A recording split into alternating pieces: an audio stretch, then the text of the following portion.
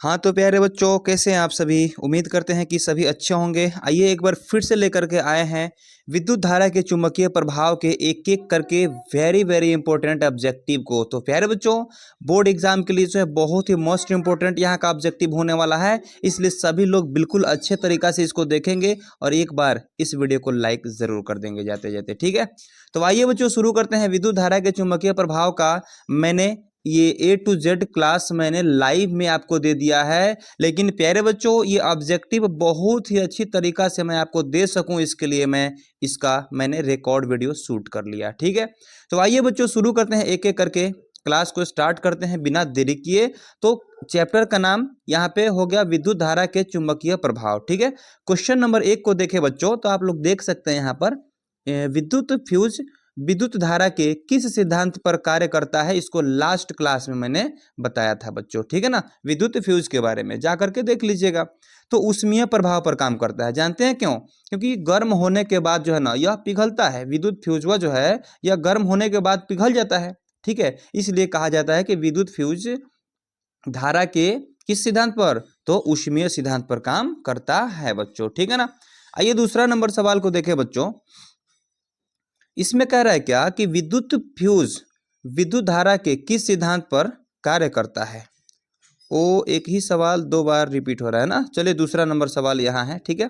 दूसरा नंबर सवाल है 1 किलोवाट घंटा किसके बराबर होता है, ठीक है। 1 किलोवाट घंटा किसके बराबर होता है, तो यहाँ पे आप लोग समझ सकते हैं कि इसका आंसर हो जाएगा 3.6 गुणा 10 के पावर 6 जूल, ठीक है। 3.6 गुणा 10 के पावर 6 जूल इसका सही आंसर हो जाएगा बच्चों। चलिए देखते हैं तीसरा नंबर सवाल को। इसमें कह रहा है क्या विद्युत घंटी किस प्रभाव पर कार्य करती है।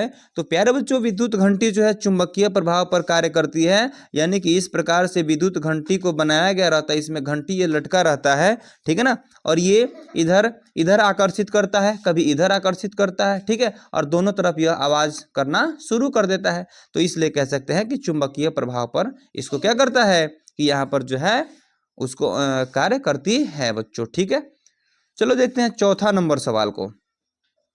चौथा नंबर सवाल में कह रहा है क्या लघु पथन के समय परिपथ में विद्युत धारा का मान होता है। क्या होता है बच्चों?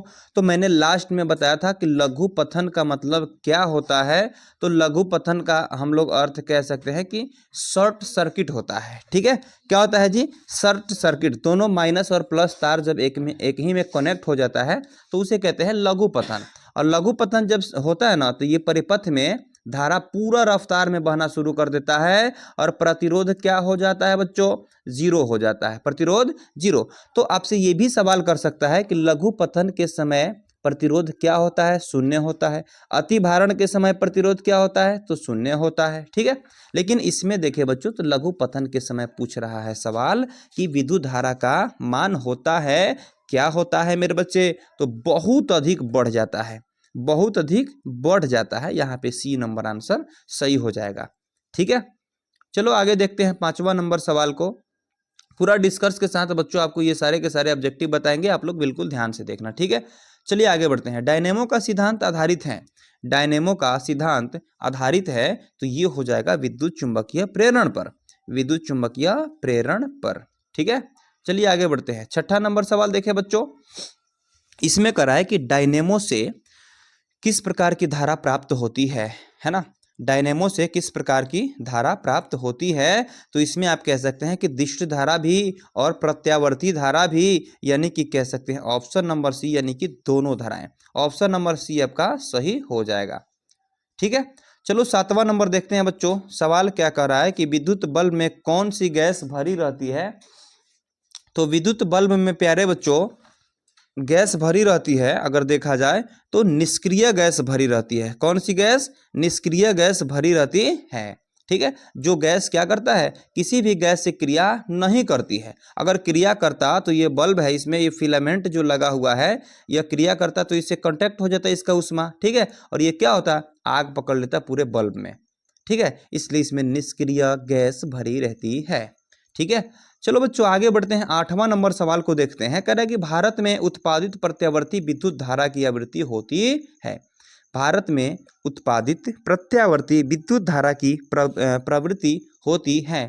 कितना कितना हर्ट्ज जो होता है बच्चों, इसको मैंने सब्जेक्टिव में भी बताया था, 50 हर्ट्ज का होता है बच्चों। ठीक है, 50 हर्ट्ज का होता है, 50 हर्ट्ज का होता है। ठीक है, चलो 9 नंबर सवाल देखते हैं। ठीक है, 9 नंबर सवाल में करा है कि हमारे देश में विद्युन्मय तार एक उदासीन तार के बीच, ठीक है, प्लस वाले को क्या कहते हैं, विद्युन्मय तार। ठीक है, जो अर्थ वाला होता है उसको क्या कहते हैं, उदासीन तार कहते हैं। ठीक है, तो उदासीन तार के बीच कितना विभवांतर होता है, तो प्यारे बच्चों 220 वोल्ट का विभवांतर होता है। यानी कि हमारे गांव में ये जो तार लगा रहता है ना, इसे 220 वोल्ट होकर के गुजरता है। ठीक है, ये साफ क्लियर हो रहा है। चलिए 10 नंबर सवाल को देखते हैं क्या कर रहा है।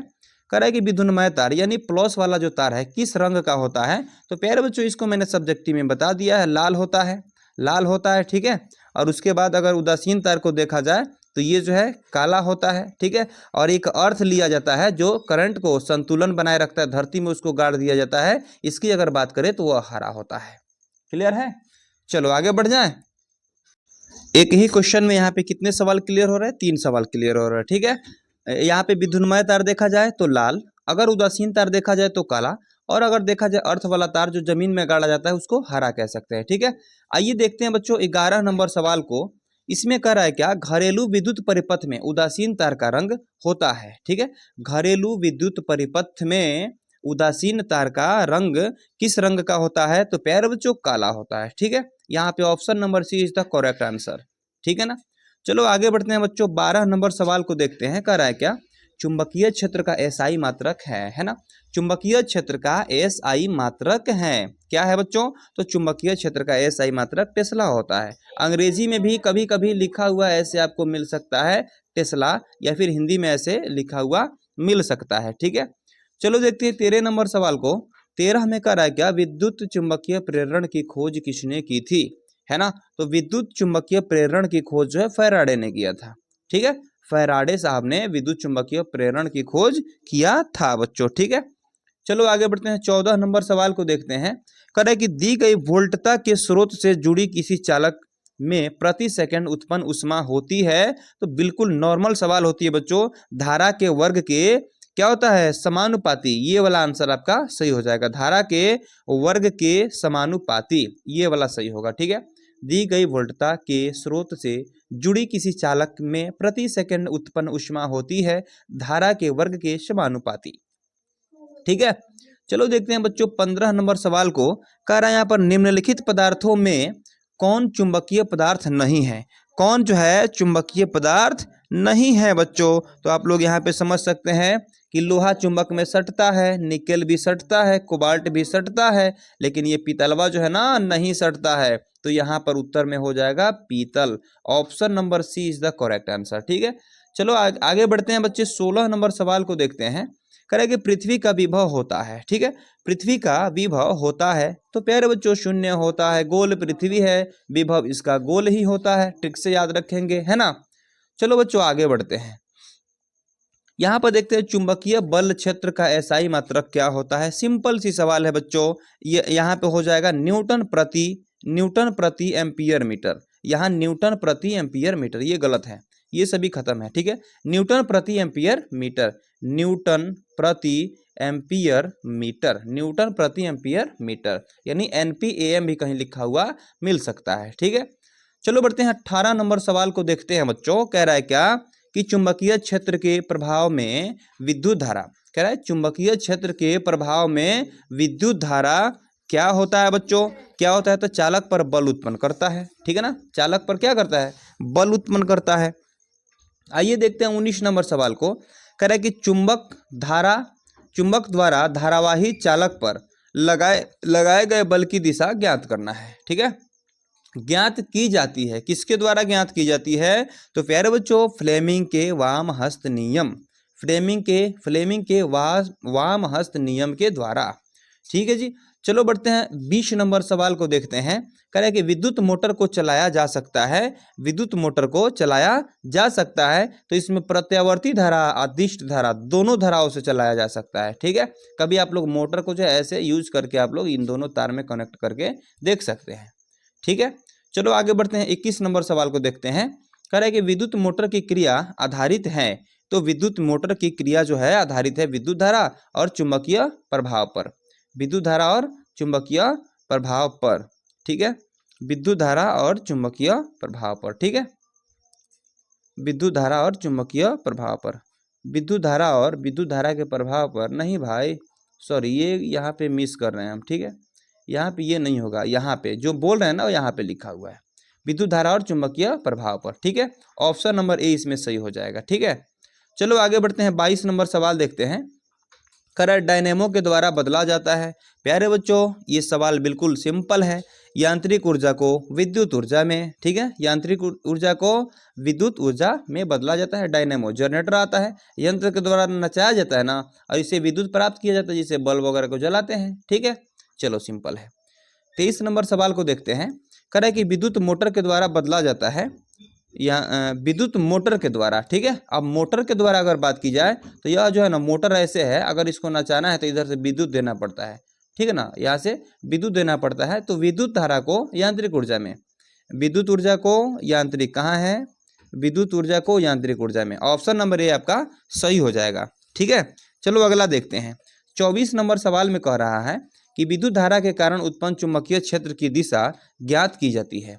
विद्युत धारा के उत्पन्न चुंबकीय क्षेत्र की दिशा ज्ञात की जाती है। अगर यहाँ पे बात करें बच्चों तो फ्लेमिंग के वाम हस्त नियम के द्वारा, फ्लेमिंग के वाम हस्त नियम से, ठीक है, ऑप्शन नंबर बी आपका सही हो जाएगा, ठीक है। चलिए देखते हैं 25 नंबर में कह रहा है कि चुंबकीय क्षेत्र एक ऐसी राशि है जिसमें होते हैं, चुंबकीय क्षेत्र एक ऐसी राशि है जिसमें होते हैं, प्यारे बच्चों ए और बी दोनों यहाँ पे हो जाएंगे क्योंकि परिणाम और दिशा दोनों दे रहा है ना, ये दोनों हो जाएंगे, ए एंड बी दोनों हो जाएंगे, ठीक है जी। चलो आगे बढ़ते हैं बच्चों, 26 नंबर सवाल को देखते हैं। करे किसी कुंडली में प्रेरित विद्युत धारा वाहक बल का मान उसके संबद्ध चुंबकीय फ्लक्स के परिवर्तन की दर का क्या होता है बच्चों, तो ये भी सिंपल सवाल है, ये हो जाएगा समानुपाती होता है। क्या होता है जी, समानुपाती, ऑप्शन नंबर ए सही हो जाएगा, ठीक है ना। चलो आगे बढ़ते हैं बच्चों, 27 नंबर सवाल को देखते हैं। करें किसी क्षण चुंबक के अंदर चुंबकीय क्षेत्र रेखाओं की दिशा क्या होती है, किसी क्षण चुंबक के अंदर चुंबकीय क्षेत्र रेखाओं की दिशा क्या होती है, तो प्यारे बच्चों यहाँ पे अगर बात की जाए तो इसका आपको हो जाएगा ऑप्शन नंबर बी, दक्षिण ध्रुव से उत्तर ध्रुव की ओर। कहाँ से, दक्षिण से उत्तर यानी साउथ से नॉर्थ की ओर, ठीक है, ऐसे। अगला देखते हैं बच्चों, 28 नंबर सवाल में कह रहा है कि जल विद्युत संयंत्र किस ऊर्जा को विद्युत ऊर्जा में रूपांतरित करता है। जल विद्युत संयंत्र किस ऊर्जा को विद्युत ऊर्जा में रूपांतरित करता है, ठीक है ना। तो 28 नंबर का उत्तर हो जाएगा स्थितिज ऊर्जा, ठीक है, स्थितिज ऊर्जा, ठीक है ना, स्थितिज ऊर्जा। आइए 29 नंबर सवाल को देखें मेरे बच्चे।